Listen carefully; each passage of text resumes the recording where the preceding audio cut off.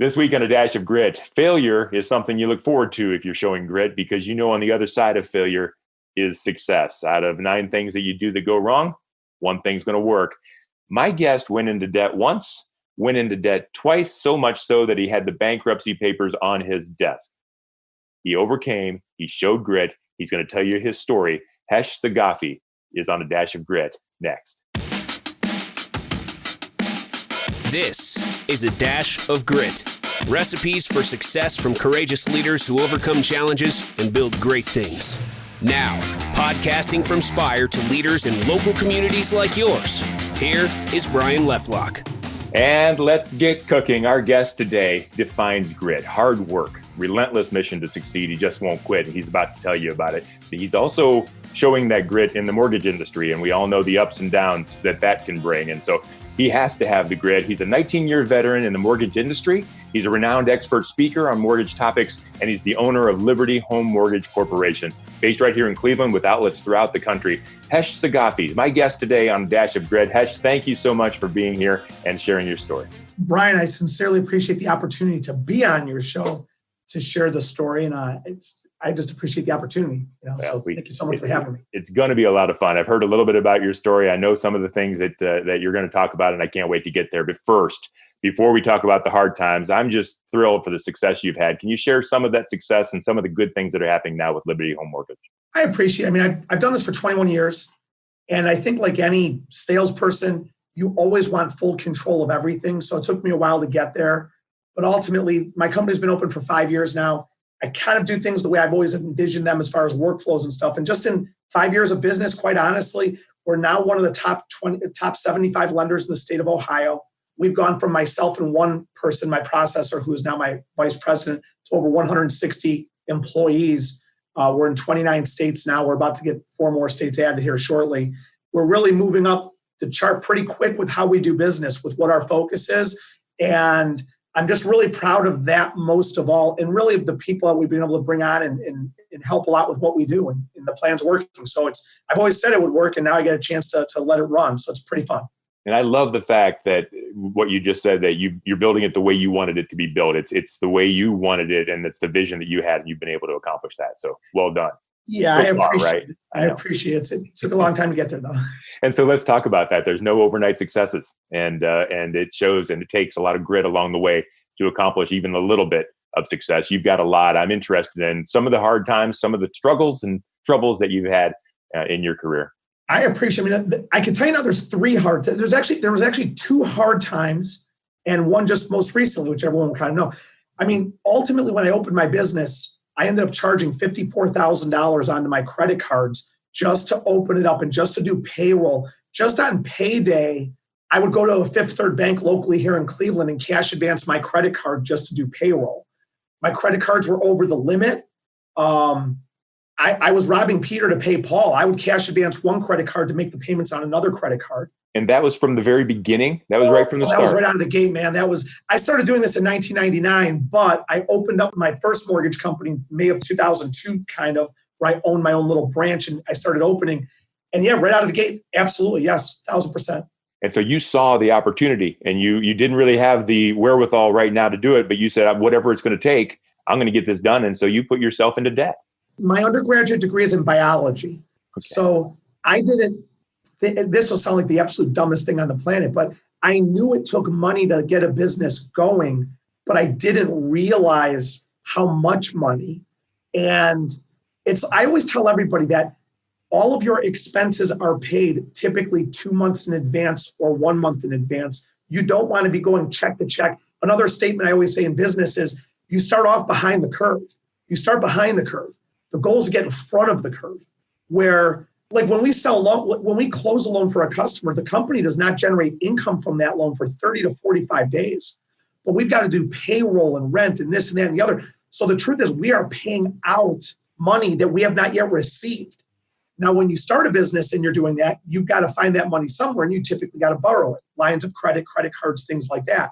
But hopefully the business is successful. You can get in front of that curve to where you're not borrowing the money to pay that debt. And that's what's so difficult. And I think that's an important concept in business is you've got to get in front of the curve so that you You're in front of you're not borrowing money because you can bury yourself fast. And I did. I mean, that first time around was 54 grand in credit card debt. Second time was $600,000 in credit card debt. So talk to me about the time between the first and the second. So you're $54,000 in debt. Now what? What did you do to get over it? Or more importantly, how did you feel about trying to build your dream and being underwater? The thing is that I associate everything to wrestling, and I got my Oklahoma State Cowboy Wrestling RTC shirt on right now. Yeah. Everything I wear, it just says wrestling on it.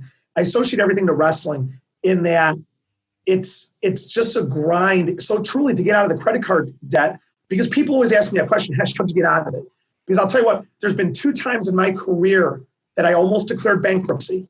May of 2002, I had $54,000 in credit card debt. March of 2009, I had $600,000 of credit card debt. So in both times, I met with my attorney, Dave Walbacher. He gave me the intake papers to declare bankruptcy, and you got to fill out the schedules to do it. I never pulled the trigger on it, but the truth is I worked it off. And there's only one formula I've ever been taught through wrestling by my parents, by my coaches, by whatever. It's if you're not having success, there's only one formula. There's only one way to try to achieve it. You got to work more hours. You just have to work more, period. That's it. So vacations, days off, sick days. I've never had a sick day, quite honestly. I don't, whatever. That's all out the window. Man, when you're buried in credit card debt, the excuses, get rid of them. It's 7 days a week, 16 hours a day, nonstop. And it's not like that for a week or a month. It is years. I mean, I've had bad decades. I tell people I had a bad decade. I didn't have a bad month or a bad year. I've had bad decades where 54 grand credit card debt, 02, paid it off by 2004. By December of 2005, financially, I was on top of the world. I had almost no debt, good amount of money in the bank. I was 30 years old, 32 years old. And I'm not a spendy guy. I'm not into flashy stuff. Like this is actually this is one of my nicer t-shirts. Okay. And I'm going to be wrestling later today with the kids, some of the kids I coach. And I got a different t-shirt to wear. I'm not wearing this shirt to wrestle. I don't want it to rip. It's like one of my because that's one of your good shirts. Yeah. It actually is. Yeah. And I don't spend a lot of money on clothes and cars and this and that and the other, whatever. It's never been my nature. But I was in a really good position. And then the market crashed. Yeah. It pulled back. And it just went right back into the hole. And I ended up charging up 600 grand in credit cards again by March of 2009. I was in the same hole, except 10 times worse. It was just more debt. Yeah. And so that's what I want to ask you about. You were at 54,000 and got out of it. And then the market hits. How do you allow yourself to go 600,000? What were you feeling then? What drove you then? The funniest thing is I think I just posted about this on LinkedIn, as a matter of fact, is that whenever I've struggled, I learned this in the sport of wrestling, especially I associate everything to college wrestling, most of all, because college, I was 18 to 23 years old, 22 years old. My college wrestling coach won 6 world titles, 2 Olympic gold medals. I can go through a laundry list of my coaches that won the Olympics.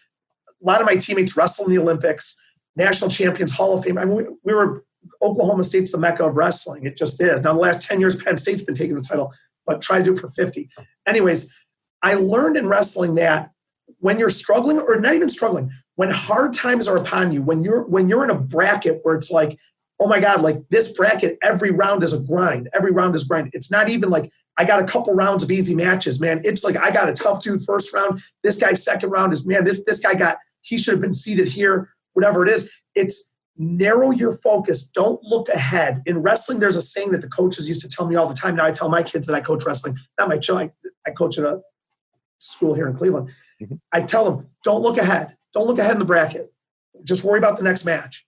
So what wrestling taught was narrow my focus down to daily tasks and daily actions. So in those times when I was drowning in debt and it looked like I need to get out of this industry and find something else to do, all I worried about that day, I didn't look at $600,000 in credit cards and say, oh my God, how am I going to pay this off? That would have overwhelmed me and I'd have crumbled. I just looked at today and said, you know what? Today, I've got to make 100 calls. I got to knock on doors. I got to pass off 5 business cards. I got to pull 3 credit reports. It's just today. And it's all I worried about. And I would take one day and I would literally narrow it down by the minute. I'd be like minute to minute to minute. It sounds nuts, but it's not. It's how you've got to get through those times. And everyone gives you the cliche stuff. Keep your chin up. I am so sick of hearing, Khash, if anyone can get out of this, you can get. I hated that. Khash, don't worry, you'll rebuild your business again. I don't want to rebuild my business. I don't want to. Okay, I didn't blow the money on stupid things. I didn't do this. I didn't do that. I did intelligent decisions, or at least I thought were intelligent decisions. It's like I don't want to do it again. So they give you all that. But the one piece of advice I wasn't given, but I learned it in wrestling, especially college wrestling, was take one day at a time. Like that's a cliche, but I'm not kidding you. Today, those were the 2 times. The 3rd time was coronavirus. I thought when the government most recently said homeowners don't have to make their house payment. Yeah.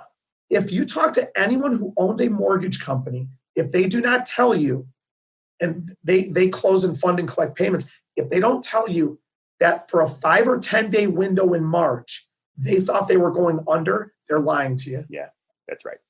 So that was like the 3rd hump, which was just 60 days ago. But that wasn't a financial, I'm buried in debt, I've got this and that and the others. No, we have no debt as a company. We're in a we are in a really good position to really dominate and conquer more of the market share. Not just weather the storm, but actually grow out of this thing, which is what the really well-positioned businesses are doing. Oh yeah. I told everybody back in March, I said, I'm telling you this right now. This is going to be tough to make it through for the next 30 to 60 days in my industry. But if you do, the opportunity, this is going to be the best decade in my industry's history. I've been saying that for years, that this will be the best decade in real estate history, in the history of the United States real estate. But you got to work. Like, these are the times that people take off and do. I don't know. This is the time that I'm like, man, this is my opportunity, man. Let me ask you this question. When it comes, and it relates to that, advice for folks. We talk about grit a lot. And for you, is grit a refusal to quit, or is grit working hard? And I think there's a difference. You can refuse to quit. You can feel motivated. And I think there's something to that. Like when you go to bed at night and you can't work, what are you planning to do the next day? And I'm interested in your idea of that. Is it just never letting your feet stop, or is it actually doing smart things and not quitting in that way? It's a slight difference, but do you feel like one? I love the question. I mean, I call it the grind. Yeah. And in wrestling also, there's a saying from one of the manufacturers of some of the clothing that they have. It was embrace the grind. And I personally, I would say grit, it's a combination of not only do you refuse to quit, but you refuse to stop the motion, the activity, you keep the pressure on, you push the pace. Nothing stops you from that. I mean, that's just that simple. I mean, it's that easy because you got to get up and go when most others won't get up and go. That's the grit side. But the grit's going into the deep end of the water, man. It's going to the deep waters that are scary, that people don't want to be in. I don't think anybody wants to be in that stuff. I mean, Michael Jordan would rather have won every NBA title 4-0 and run the table. And I have people saying, Khash, I just love the challenge. I hate challenges. I hate them. It'd be nice if it was just easy. Yes. Yeah. Yes. I tell it to everybody. I say, I'd rather sleep in bed all day and just have rain money on me. I don't do anything. I don't want challenges. Yeah. I don't want to be challenged. I don't like challenges. And I've had people say, Khash, like this person just loves challenging themselves. I don't. But I mean, there's a lot of other factors and characteristics I have that I think are pretty good. I don't like challenges. So let's do me a favor and let's go back. I'm going to put you back $600,000 in debt. Mm-hmm. I'm sorry to do that, but I'm going to put you back there a little bit, because everything that I'm hearing is something that you're telling someone that they can do because you've done it. Here, I know this is the fact. I know this is how it does. I know, but when you're $600,000 in debt, you haven't done it yet.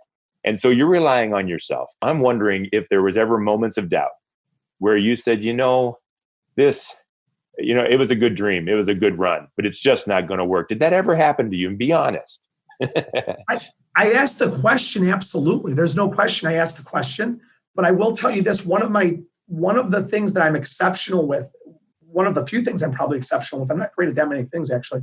I always tell people 95% of the things I actually try in business fail beyond what I even calculate them to be. The one thing about having a biology degree, biology and science is all math. So by having that degree, I've got a good background in math. And I always calculate if I do this, what's the worst thing that can happen to me financially, business, whatever. So I'm always prepared.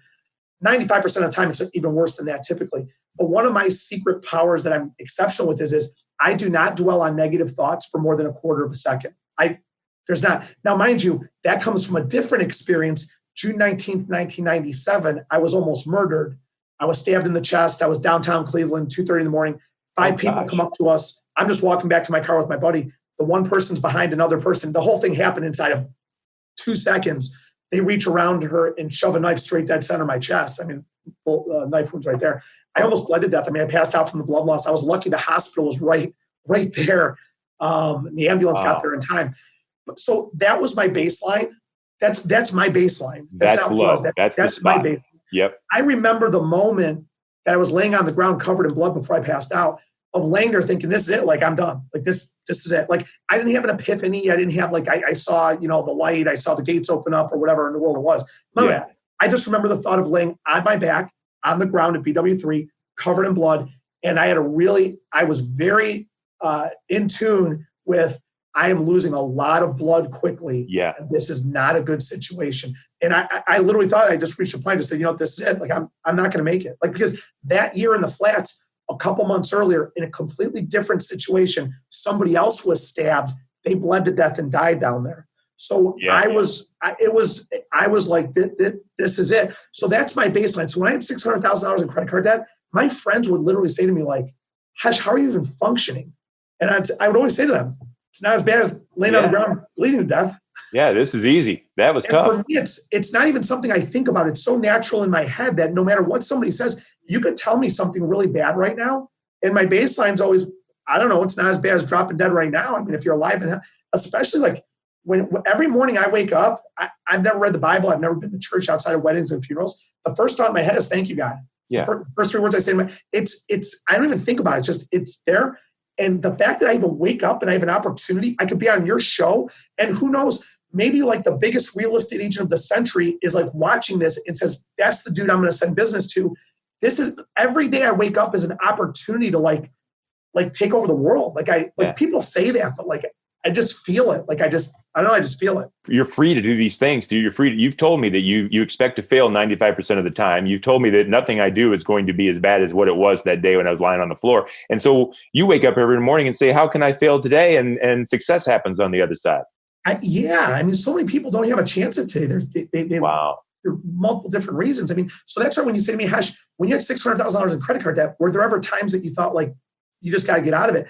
I'm not kidding you. Yes, of course there were, but you're talking a quarter of a second. It's just, man, am I beating my head against the wall? You know what? Done. I got to get back at it. Like, that's how fast it goes in and out of my head. I got to get back at it. I always tell people, negative thoughts are not productive. They serve no purpose at all. There's no purpose behind negativity. There's none. So you've got to focus everything you've got on every positive eventuality that can occur with what you're doing. So, I mean, it's just how I think. I mean, I post it on social media every day. I don't know, it's how I think. But you know, the hard part about that is that, and I've thought this about you a couple of times behind the scenes where you didn't know I was thinking about you, Khash. I was thinking, he talks about $600,000 like it's no big deal. And now I'm understanding why. And the reason I say that is because I still sit here hearing your story and say to myself, $600,000 is a big deal. What do you tell someone who needs to show grit, but has never found themselves bleeding to death on the streets of Cleveland and doesn't have that actual real life experience? They've heard about it and they've heard you talk about it, but until they have the knife in their chest, they don't feel it and it's not real. What do you tell them? I appreciate the question. It's a great question. I get asked that one a lot, actually, is find your why. I don't like saying that so much because I've said that for years to people. And then all of a sudden it became, it seems to be like discover your why is all over social media and stuff like that, whatever. Sure. It's, to me personally, I don't have any children of my own, right? But I understand. I mean, I have nephews and nieces and stuff like that. And I coach my kids wrestling. I coach kids wrestling that I look at them as my kids and stuff like that. If you have a child, of course, from what I'm told, is you would give up your life. Something I say to people, I say, I have a question for you. Would you give up your life for your child? If you have a child, would you give up your life? And every single person I ever say that to, without even thinking, their answer is like, yeah. That quarter second you're talking about, right? And this is what I say to them. I say, okay, that's the reason you got to work today. Yep. If I told you working today, hard, diligently, effectively, efficiently, and the whole time, is the difference between your child having a great life or living on the street. Would you work hard today? If you give up your life for them, for goodness sake, I think you'd work hard for them. So it's your why every single time. I told this to somebody 2 days ago. I had a young man who just graduated from Oklahoma State University. He's a wrestler there, great wrestler there. And we were talking, and I told him, I said, remind yourself of why you're doing this constantly. For me personally, I remind myself of why I do what I do. It's so trained in my brain. It's almost like wrestling is that when you wrestle your whole life, when somebody like goes to touch your leg, you flinch. It's you're so trained, it's so ingrained, it's natural, it's seamless. When you watch the greatest wrestlers wrestle, they do things in any sport almost. They're not even thinking about it. They'll say that's in the zone or something like that. And what I say to people is I've trained my brain to stay focused on my goal and why I'm doing it so much. I'm not kidding you. I remind myself of my why probably every 3 to 5 minutes, but at this point, it's not even conscious. It's just the way it is. So I told him, you've got to start training your brain that this is why I'm doing this. This is why I'm doing this. This is why I'm doing this. That's the fire that drives you. And that's how I got out of that debt, by the way. Yeah. And so you're out of that debt now, and you've got 29 different locations, and you're doing great. You're one of the top mortgage companies in Ohio and growing. What's next? What's the future look like? You're not in debt any longer. So what's the next hurdle you need to come over? It's baby steps. It's growing the company. It's twofold. It's strengthening the people I have, and bringing more people on to grow the business. My goal is very simple. I want to win everything, and I want to be the best there is, period. When I went to college to wrestle, I wanted to win a national title. He said, Hesh, what's your goal? To win a national title, period, end of story, to be number one. It's that simple. I want to win a national title, and that's it. And people I bring on or people that work here, I expect the same out of them. We set a super high bar. My goal is to get the company to that bar, and to get there, I have to get my people to where they want to go first. So actually, their needs are ahead of mine. I can tell you the needs and wants of almost every single person in this company. My personal goal is to get them to where they want to go. Because if I don't get them to where they want to go, I will not get to where I want to go. And I want to bring more people on to help that also. So that's the future of Liberty Home Mortgage and where I'm going. And I'm just going to do the best I can to get there. I know I'm going to make a lot of mistakes, but I'll do the best I can. Yeah, and we won't see those mistakes. You'll make them, and you'll keep on going, and that's really cool. And I've got 400 more questions to ask you, and I'm out of time. I think that I'm hoping that our listening audience and watching audience wants to know more too, and doesn't want this to end. So, if you wanted anybody to reach out to you, if anybody wanted to reach out to you, get to know you more, maybe inquire about home mortgage opportunities that you can help with, how might they get in touch with you and talk with you? I appreciate it, Brian. I mean, my cell phone is 216-780-1103. It's like glued to me, like it's sitting right here, right? Yeah. It's glued to me 24/7. If you Google my name, I think some things come up on me. Liberty Home Mortgage, look for me. I mean, at the end of the day, I always tell people that I just try to give the best I can of my experience, my advice, mostly the mistakes I've made. So hopefully other people don't make the same mistake. Why make the same mistake I made if I've already paid for it and learned and I can pass it on? So, hey, if somebody needs a mortgage, they want to refinance, we're a great company, of course, do business with us. But above and beyond that, it's just, if I can help anybody in any way, I just do the best I can. Yeah. And I appreciate the opportunity you're giving me, the platform to say that on in front of your audience, and I'm sure a lot of people to come. So I really appreciate it. Yeah, well, thank you. I appreciate having you here, because what I'm trying to do is help businesses grow and help businesses that are maybe stuck in that spot where they don't know what to do next and don't know whether they should give up next, or thought it was going to be easier than it is, or whatever that ceiling is that they're bumping their head on. I want them to know that other people have been there, other people have gone through it, and give examples of grit to just never quit. And you've done that. And I thank you very much. Well, I appreciate it, Brian. Thanks for having me. We're going to be talking more here in the future shortly, I'm sure. And if there's anything else I can ever do, just let me know. You got it. I will. We'll reach out to you. Maybe we'll have you on the show again, and we'll talk about the next time you're $4 million in debt or whatever you're going to do next to your company. So thank you so much, Hash. I really appreciate that. And thank you for being a guest on A Dash of Grit. I want to tell you a little bit about who we are. We are Spire Advertising, and we present A Dash of Grit to you. We're here to help businesses grow, like we just said. And we have a full team of marketers, web designers, coders, all at your service to help you and your team grow. We want to be a part of your success. If you'd like to learn more about Spire Advertising and what we do, we're at spiread.com. If you click on the contact sales button, I will answer, and I'll look forward to talking with you. I am Brian Leffelock, Director of Sales with Spire. Thank you again to Khash Saghafi, owner of Liberty Home Mortgage Corporation. We appreciate you being here on A Dash of Grit. It is an acquired taste. It's a lot of hard work, a recipe of success, but it's worth it. Thank you for listening. We'll do this again. This is A Dash of Grit. Recipes for success from courageous leaders who overcome challenges and build great things.